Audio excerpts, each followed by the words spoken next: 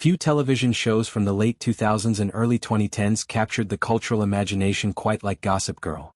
The series, set among the ultra-wealthy teenagers of Manhattan's Upper East Side, blended scandal, fashion, romance, betrayal, and sharp social commentary into an addictive weekly drama. Among its most iconic characters was Blair Waldorf, Queen Bee herself, portrayed with magnetic precision by Leighton Meester.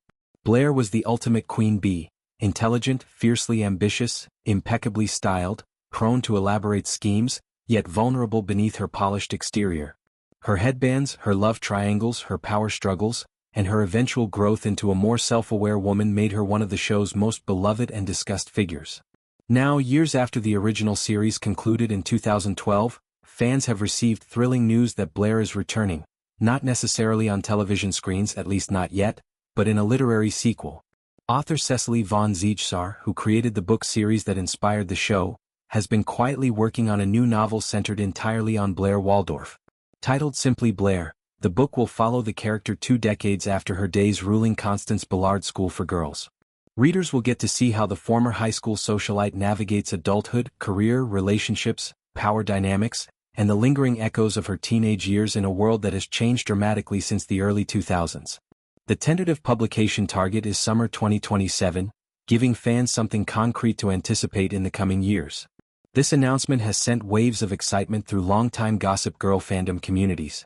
Forums, social media groups, TikTok edits, and X threads have lit up with speculation about what Blair's life might look like now, whether she's still scheming, whether she's found peace, how motherhood or professional success might have reshaped her, and whether any familiar faces from the original story will appear. For many fans, Blair was the true heart of the series.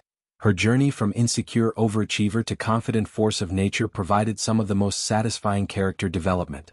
It's worth noting that the literary Blair and the televised Blair diverged in meaningful ways. In von Ziegesar's books, Blair's most significant romantic storyline revolved around Nate Archibald, the golden boy character played by Chase Crawford on screen.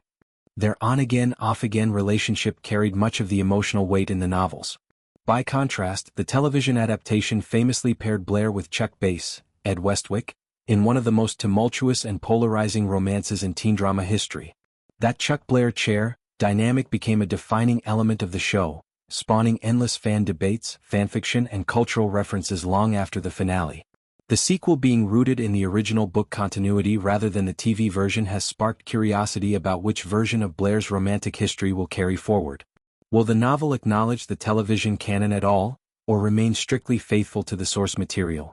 Fans are already theorizing about how von Ziegesar might reconcile or ignore those differences while still delivering the sharp wit and drama that made the original series so compelling. When asked about the possibility of reprising the role in any future adaptation, whether film, limited series, or otherwise, Leighton Meester has historically been diplomatic but cautious. In a 2022 interview, she acknowledged the existence of reboot and revival discussions but emphasized her contentment with stepping back. She expressed support for new generations of actors and creators taking on similar stories, suggesting she felt the original run had run its course. Yet she left the door slightly ajar with the classic, "Never say never," a phrase that instantly reignites hope among dedicated fans whenever revival rumors surface. The news of Blair feels like a gift to the fandom, a chance to revisit one of television's most memorable characters in a mature context without relying on forced nostalgia or rehashing old plots. It also underscores the enduring power of Gossip Girl as intellectual property.